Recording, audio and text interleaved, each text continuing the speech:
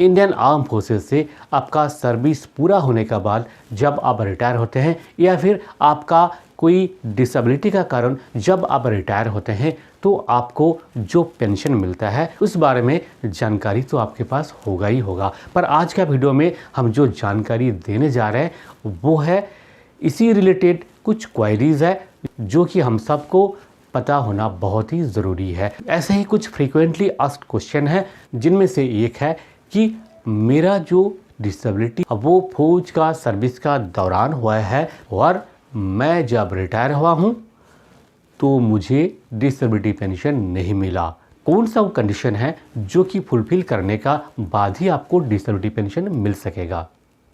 और दूसरा क्वेश्चन जो अक्सर पूछा जाता है वो है जो बिलो 10 ईयर्स ऑफ सर्विस वाले हैं जिनको फौज से डिसेबिलिटी के कारण इनवैलिड किया जाता है या फिर जब परमानेंट डिसेबल हो जाता है उसके बाद जो शेल्टर्ड अपॉइंटमेंट ऑफर किया जाता है वो आपने स्वीकार नहीं किया, यानी कि आप सुइटेबिलिटी कम रिटेंशन सर्टिफिकेट में unwilling to continue further service ऐसे अगर आप करते हैं तब भी आपको medically released from arm forces किया जाता है। तो उस कंडीशन में आपको पेंशन मिल भी सकता है और नहीं भी मिल सकता है। कौन सा वो कंडीशन है जो पूरा होने पर ही केवल मात्र आपको पेंशन मिलेगा और अगर पूरा नहीं हुआ तो आपको पेंशन नहीं मिलेगा। देखते रहिए वीडियो के एंड तक। मैं हूं Vikas Dey, motivational speaker and career consultant. एक सर्विसमैन इंडिया यूट्यूब चैनल में आप सबको बहुत बहुत स्वागत है। अगर आप इस चैनल को अभी तक सब्सक्राइब नहीं किया तो जरूर सब्सक्राइब करें ताकि आगे का वीडियो का नोटिफिकेशन आप तक आसानी से पहुंच सके। सो फ्रेंड्स, अब देख लेते हैं एक एक करके दोनों सवालों का जवाब।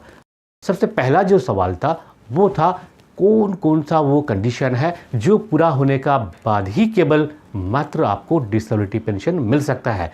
जब भी आप रिटायर हुए हैं, आप अपना सर्विस टर्म्स ऑफ एंगेजमेंट पूरा होने के बाद हो या फिर प्रीमेच्योर रिटायरमेंट हो या फिर मेडिकल इनवैलिड हुए हैं, जो भी आप जिस किसी भी रीज़न से आप रिटायर हुए हैं और आपका डिसेबिलिटी है और वो डिसेबिलिटी आपका जो है फौज का सर्विस का दौरान ही डिटेक्ट हुआ है, फिर भी आपको डिसेबिलिटी पेंशन नहीं मिल रहा है। इसका दो ही कारण हो सकता है। देखिए वो दो कारण क्या है, ध्यान से देखिएगा। जैसे कि आप बोर्ड पे देख सकते हैं, फर्स्ट जो कारण है वो है आपका डिसेबिलिटी जो है आइदर एट्रीब्यूटेबल और एग्रीवेटेड या फिर बोथ एट्रीब्यूटेबल एंड एग्रीवेटेड दोनों होना चाहिए, तभी आपको डिसेबिलिटी पेंशन मिलेगा। यानी कि आपका जो डिसेबिलिटी है, जो बीमारी है, उसका कारण मिलिट्री सर्विस होना चाहिए या फिर मिलिट्री सर्विस का दौरान होना चाहिए, यानी कि मिलिट्री सर्विस के साथ कोई ना कोई कैजुअल कनेक्शन होना ही चाहिए। जैसे कि मान लीजिए कि आप मिलिट्री सर्विस के दौरान आपका पैर में चोट लगा है या फिर आप बीपीटी का टाइम आपका पैर में चोट लगा हुआ है या फिर आप ऑफिस में काम करते वक्त आपका पैर में कंप्यूटर का मॉनिटर गिर गया और आपका पैर फ्रैक्चर हो गया। तो ये जो सर्विस कनेक्शन है ये डायरेक्टली कनेक्टेड है मिलिट्री सर्विस के साथ। ये जो सिचुएशन है, इस सिचुएशन पर आप जब डिसेबल होते हैं तो इसे कहा जाता है एट्रीब्यूटेबल टू मिलिट्री सर्विस। ये एट्रीब्यूटेबिलिटी कौन तय करता है? जब आपका मेडिकल बोर्ड होता है, मेडिकल बोर्ड तय करेगा और इंजरी होने पर आपका इंजरी रिपोर्ट जो साइन करते हैं आपका फॉर्मेशन कमांडर, आपका कमांडिंग ऑफिसर, वो तय करते हैं कोर्ट ऑफ इंक्वायरी का बेसिस पे।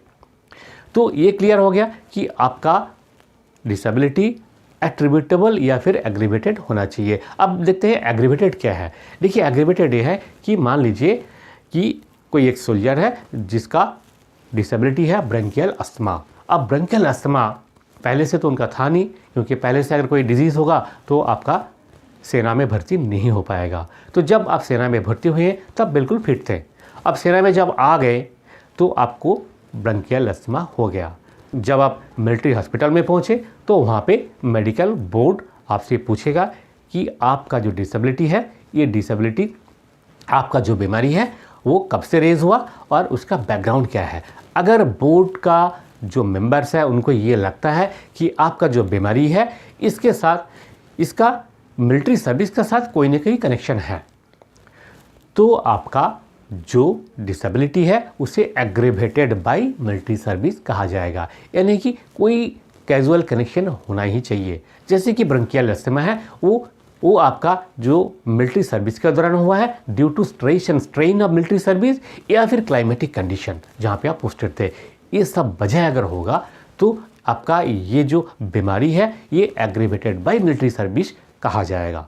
और ऐसे भी कोई डिजीज़ है जिस डिजीज़ को मेडिकल बोर्ड ने तय किया कि नाइदर एट्रीब्यूटेबल नॉर एग्रीवेटेड, यानी कि वो एट्रीब्यूटेबल भी नहीं है और एग्रीवेटेड भी नहीं है, तो ऐसे अगर है तो आपको डिसेबिलिटी पेंशन नहीं मिलेगा, चाहे कितने भी परसेंटेज डिसेबिलिटी हो।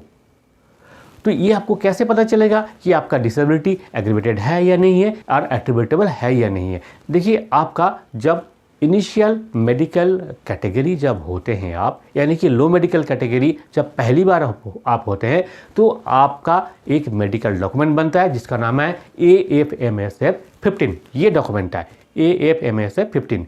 तो AFMSF 15 में एक कलम होता है नीचे जहाँ पे लिखा रहता है कि आपका जो डिसेबिलिटी है ये क्या एट्रीब्यूटेबल है, वहाँ पे Y या फिर N, येस या नो लिखा जाता है। अगर एट्रीब्यूटेबल है तो यहाँ पे येस लिखा रहेगा, नहीं है तो नो लिखा रहेगा। सिमिलरली एक एग्रीवेटेड बाई का भी एक कलम है। तो ये दो कलम अगर आप सेटिस्फाई करते हैं, दोनों में से कोई एक कम से कम हो, तो आपको डिसेबिलिटी पेंशन मिलने का चांसेस है। ये है कंडीशन नंबर 1। अब कंडीशन नंबर 2 है आपका जो डिसेबिलिटी है, अगर आप इनवैलिडेट आउट ऑफ सर्विस है तो मिनिमम 1% है तो भी आपका 50% काउंट होगा।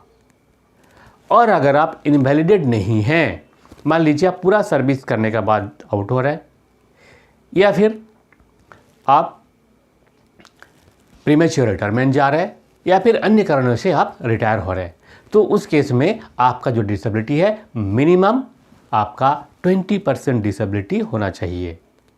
ये इनवैलिड केस में लागू नहीं है। इनवैलिड केस में 1% भी होगा तब भी आपको डिसेबिलिटी पेंशन मिलेगा। कितना? ब्रॉडबैंडिंग होके वो 50% हो जाता है। 1% से लेकर के 49% तक का जो डिसेबिलिटी है वो इन केस ऑफ इनवैलिडमेंट हो जाता है ब्रॉडबैंड होके 50%।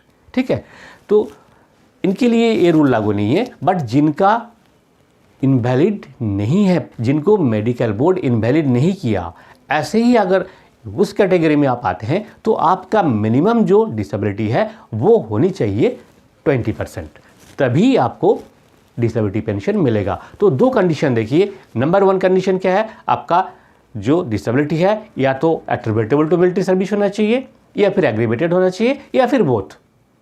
और दूसरा कंडीशन क्या है कि आपका जो डिसेबिलिटी है वो अगर इनवैलिड है तो 1% होगा तब भी चलेगा, आपको मिलेगा। और अगर इनवैलिडमेंट नहीं है तो मिनिमम 20% होना ही चाहिए, तभी आपको डिसेबिलिटी पेंशन मिलेगा। तो ये गया डिसेबिलिटी पेंशन। पर अभी भी एक बहुत बड़ा कन्फ्यूज़न है। कन्फ्यूज़न ये है कि अगर मान लीजिए कि आपका सर्विस 15 साल नहीं हुआ है, 15 साल से कम है, और आपका जो डिसेबिलिटी है नॉट एट्रीब्यूटेबल नॉट एग्रीवेटेड है, तो उस केस में क्या होगा? देखिए, वेरी सिंपल सा कंडीशन है।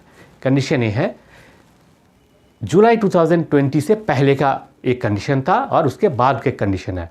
तो पहले बता देते हैं, जुलाई 2020 बाद के कंडीशन है। अगर आपका सर्विस 10 साल से कम भी है और आप नॉट एट्रीब्यूटेबल नॉट एग्रीवेटेड यानी कि एनए है, तब भी आपको इनवैलिड पेंशन मिलेगा।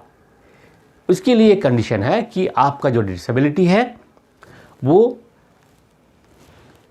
जो है बिल्कुल ही ऐसी डिसेबिलिटी होना चाहिए जिस वजह से आप मिलिट्री एंड सिविल दोनों ही एम्प्लॉयमेंट के लिए अनफिट है, तभी आपको मिलेगा। मान लीजिए आप मिलिट्री के लिए अनफिट है पर आप सिविल के लिए फिट है, ये अगर बोर्ड तय करता है तो आपका सर्विस अगर 10 साल से कम है तो आपको इनवैलिड पेंशन नहीं मिलेगा। ठीक है, ये कंडीशन आर्म फोर्सेस का है। वहीं आप अगर सिविलियन होते तो वहाँ पे एक ही कंडीशन होता है कि आप अपना जो जॉब है उस जॉब में फिट नहीं है, तो आपको सिंपली मिल जाता है। तो ये एक बहुत बड़ा भेदभाव हो रहा है, इसको लेकर के इशू रेज हुआ है और अप टू डिफेंस मिनिस्ट्री तक ये केस गया हुआ है और वहाँ पे ये चीज़ अंडर कंसिडरेशन में है, ताकि केवल एक ही कंडीशन लिखा जाए कि आपका जो जिस सर्विस में आया हुआ है उस सर्विस के लिए अगर वो डिसेबल है तो उनका इनवैलिड पेंशन ग्रांट किया जाए। तो ये हो गया इनवैलिड पेंशन का केस है। जो बिलो 15 ईयर्स का जो सर्विस है उनको डिसेबिलिटी पेंशन अगर नहीं मिलता है, ये कंडीशन सेटिस्फाई नहीं करते, तो उनको इनवैलिड पेंशन मिलता है जिसका अमाउंट है इक्विवेलेंट टू सर्विस पेंशन, यानी कि आपका जितना पे है उसका हाफ आपको मिलेगा। पे मीन्स आपका बेसिक पे, आपका एमएसपी, आपका जो है ग्रुप एच पे, आपका क्लास पे, ये चारों चीज़ मिला के जितना होता है उसका 50% आपका पेंशन आपको मिलेगा, जिसे इनवैलिड पेंशन कहा जाता है। उम्मीद है कि आपका जो सवाल था वो क्लियर हो गया होगा। फिर भी अगर कोई सवाल है, कोई आपको और भी कुछ जानना है तो ज़रूर आप कमेंट बॉक्स में लिखिए। मैं कोशिश करूँगा जितना हो सकेगा इसको क्लैरिफाई करने के लिए। आज के लिए इतना ही, फिर मिलेंगे अगले वीडियो में। जय हिंद, जय भारत।